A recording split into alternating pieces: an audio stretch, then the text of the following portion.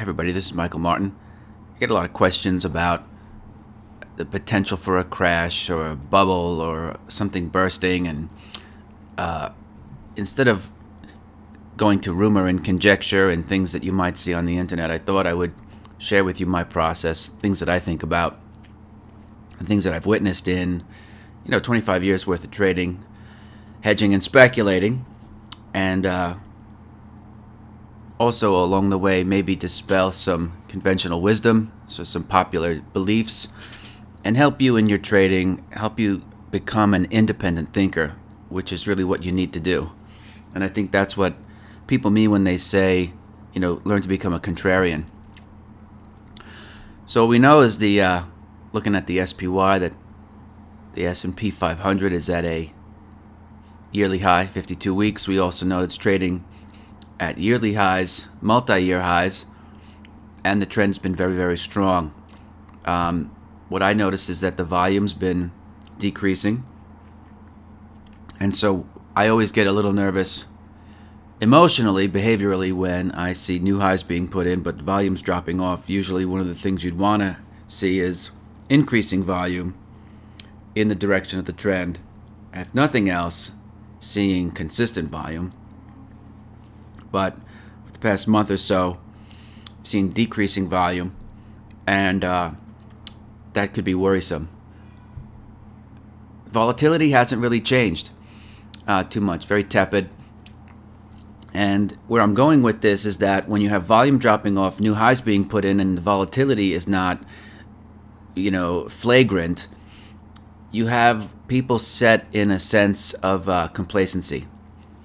Everything's great. Market's going up, making multi-year highs. There's nothing to worry about. Rollout of Obamacare, notwithstanding, didn't really affect the markets per se.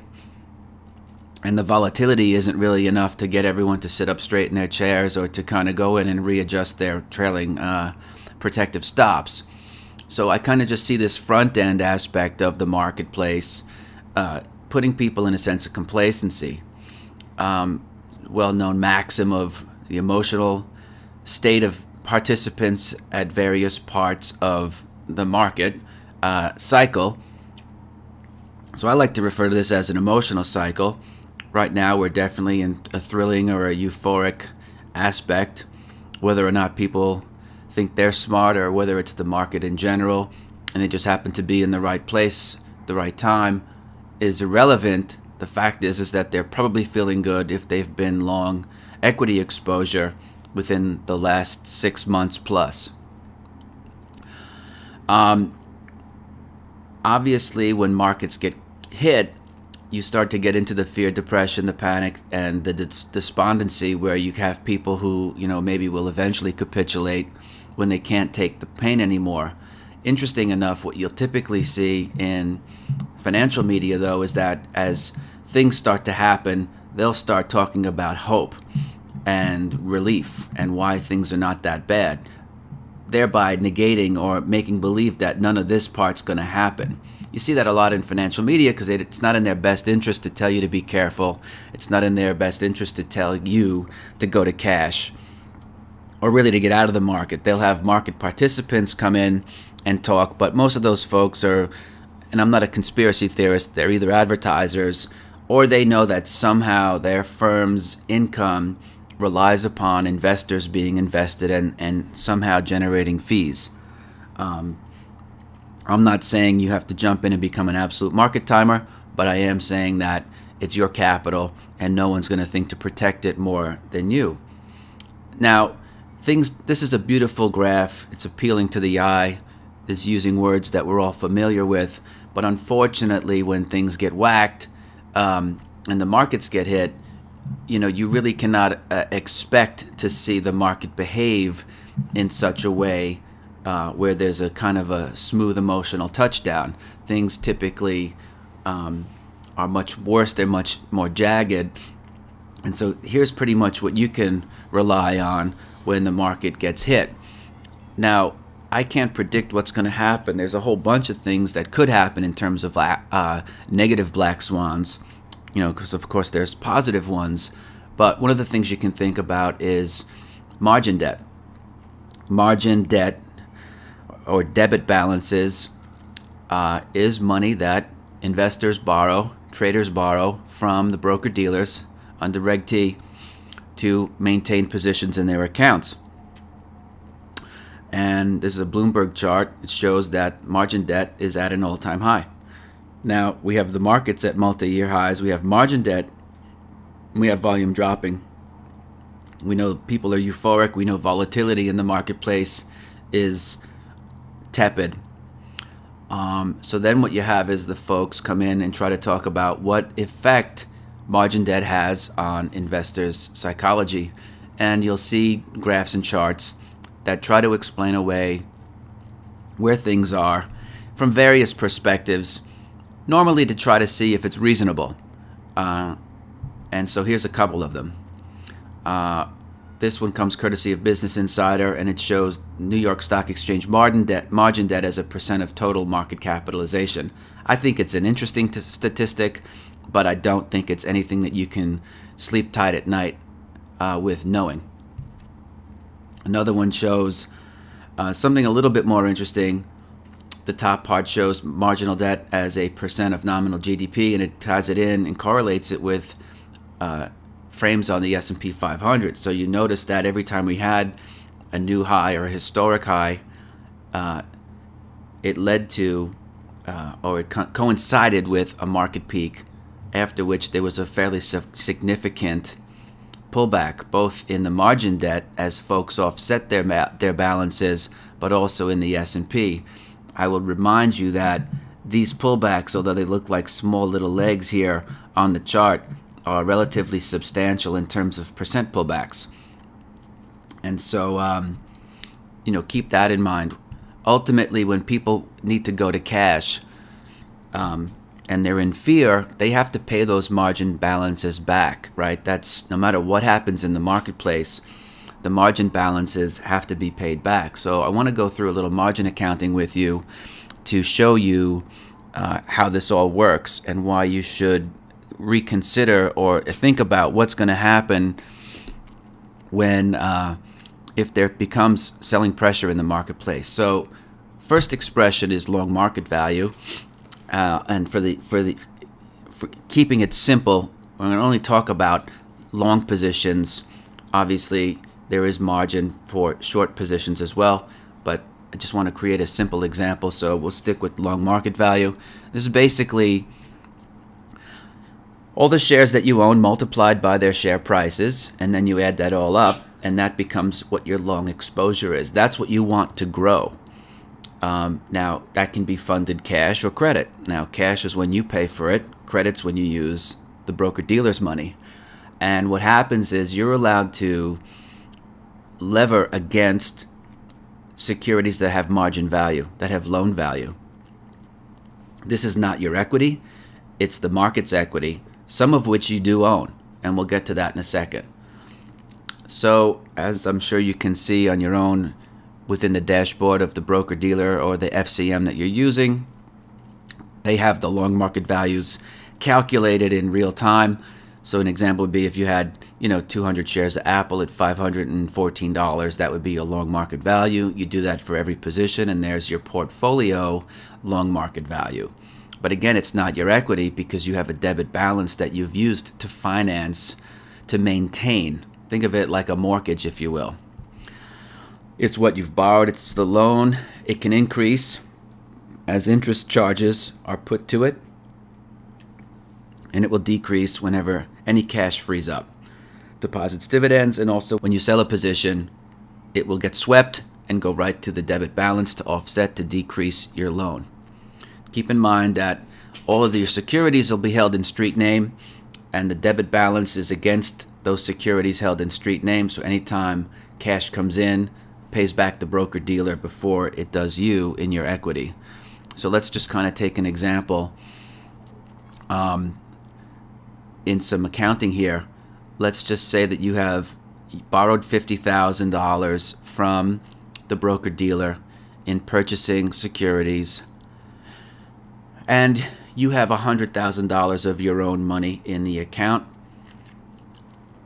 For those of you who trade options, you'll know that options have zero loan value, but you can borrow against securities that you own outright and pay for an options position in full using borrowed money. So let's just say that the market appreciates about a third, the debit balance stays the same, and you've just watched your equity increase by 50 grand.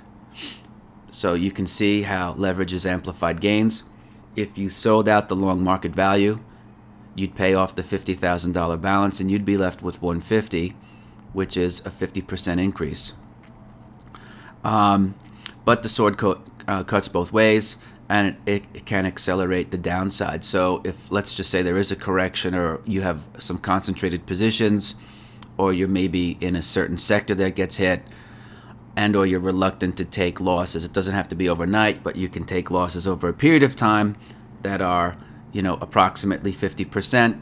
You can see your long market value is cut in half.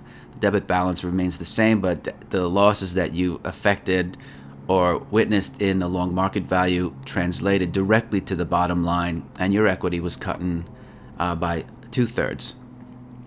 Again, the debit balance stays the same, which is something that you always want to talk about and, keep in mind, especially with, again, margin balances being at historic highs. That money has to be paid back out of the accounts. And so you just want to see a little bit of selling pressure in a sea of complacency, and you can be in a whole heap of trouble in a very short order. The rule of thumb is that if you're going to borrow money and hold positions overnight, take them home with you over the weekend, then you always want to cut your losers very, very quickly. I think nothing can teach you to sell your losers quickly than having a debit balance in your account, because you're using someone else's money. So always cut your losers to pay off that debit balance. The life you save may be your own. So I just want to show you what happens if you're smart and you use trailing stops and how you protect yourself. Let's say we started with that simple example where you had $150,000 in long market value, from which you borrowed $50,000 to pay. We saw the market appreciate to 200 grand. You still owed the 50. Your equity was increased. But this time what you're going to do is, instead of watching the market come back a half, you're going to have a trailing stop on your overall equity. You're going to trade your equity curve, and you're going to stop out your equity at, say, a 10% decline in the long market value. Again, because you understand that leverage amplifies your equity. So you offset your losers fast, and you blow out of your positions at 180,000, right? So you had a 10% decline. You blew out the position at 180,000. You paid off the debit balance of 50. Now your cash balance is set at 130,000. There's no long market value because there's no positions. You're in cash. That means your equity is 130. You can take it out. That's how you preserve equity, and that's how you're smart when the margin balances are high and people are somewhat complacent or sitting on their hands. You want to make sure that you're not going to get stuck in a downdraft. Again, you don't want to be long securities in a fear of denial, fear, desperation, panic, capitulation, despondency, and forget hope. Hope is not a strategy. You've heard it said a lot of times. You have to get out somewhere between euphoria and anxiety, or start your hedging process in that regard, because you just don't know how long the downdraft can be, nor do you know the magnitude. People lack vision. People lack imagination. And that's where you have to be different. That's where you have to be a bit of a contrarian and be ready for that, even when no one on the planet is talking about it. Now, there's a couple things that you can do to protect yourself. One, obviously, you want to be diversified. You want to have very, very rigorous sell stop order placement. And that means don't have mental stops, because if the market does get hit by a surprise, keep in mind that we are in Q4 of 2013. So the professional money managers who handle, mutual funds, for example, or any other type of investment product that markets its performance to garner new assets, will be looking at having a solid Q4 of 2013, which also will roll up into calendar year 2013. So this quarter will have a lot to do with how the annual numbers run up. And if you know anything about mutual fund marketing, the 1, 3, 5, 7, and 10-year periods of time, very, very important in capturing net new assets, which is the business that they're in. So you can put those trailing stops in good till cancel. Good till cancel orders will last approximately 6 months until you either cancel them or reset them. I would put those in. Don't make them mental orders. Put them in, set them and forget them. And as the securities that you're long still continue to appreciate, you can trail those stops and have a set 10% loss from that period of time. And I call those things stop gains. And I'll come back to the married puts in a second. But if you look at the 52-week highs, here we have a one-year chart of the S&P. If you got long back at 145 and you're still long now at roughly 180, you can put a stop in at 175. That's not a stop loss. That's a stop from giving back unrealized gains. So I always feel like when people say stop loss, there's a bit of a bias there. Maybe I'm a stickler, but it puts you in a different frame of mind. Like, this is money that you've earned, you deserve it. So put in your stop gain and protect your gains. There's nothing wrong with, staying with the trend, giving yourself enough room. In this case, you probably have 2 or 3 times the ATR on this instrument. Below the marketplace, also just kind of below where there should be some support. And if that support's broken, it's look out below. Now, if you have a resting order there that says blow me out of my position at 175 on a stop, that'll allow you to kind of have a bit of a call option on some level, because you know what you're willing to risk between now and you have your gains. As they say, your gains are now reinvested into your stop at 175, and that's fine. I think that's the way to be smart. Now, if you're a longer-term investor, you can use this concept of what's known as a married put, where you're concurrently long a security and a put option at a strike price that you get to determine. And that will allow you to say, buy the 175 strike price here at a premium that will cost you money, and you'll be able to offset any downward pressure in that option premium while concurrently remaining long the SPY. And then once you feel the move is done or a good chunk of it's been captured, you can sell that premium for a higher number and remain long, different tax treatment. Or you can put into place some of these other strategies that I'll talk about in the instructional video that goes with this, where you can short the S&P or the SPX, the SPY, or the S&P 500 futures. Maybe some of you trade the E-mini. If you want, again, in the beginning, I talked about some options. You can sell out of the money calls or call spreads, or you can buy puts or put spreads. Now, in the event of hedging, I would not sell options to hedge. That's my personal preference, because you're not in control of the option, right? If you sell options, you're obligated to fulfill the option, and you're collecting some credit. But when I hedge, I like to be fully hedged. Don't forget, the only perfect hedge that's out there is when you sell the position outright. That's the best risk management you can do, is that if you have risk in a security, just get rid of it, offset it. If you're long, sell it. If you're short, cover it. Don't try putting a Band-Aid on a bad position, because then you'll just have 2 mistakes. The old Chinese proverb is, when you have a hole in the boat, you don't drill a hole in the boat to let the water out. And that's that. So using options is probably a very flexible way to hedge and speculate, because you know what your losses are ahead of time, which can give you some solace. I think, as you know, good speculating, good trading is about defining your losses and playing superior defense. They also provide you the flexibility to not only bet where you think the market might go, but bet where it might not go. That implies buying, option premia where you think the market might go, and selling credit balances where you think it might not go. You'll have to figure out which one's appropriate for you based on your ability and also your emotional constitution, so I'll let you figure that out. But these are the ways to benefit from downward pressure in the S&P if it's coming. Remember, preserve your capital, because that's the name of the game. If you lose your marbles, you can't come back and play the next day. If you like this video or think it's good, please subscribe to the YouTube channel here. I'll put more up.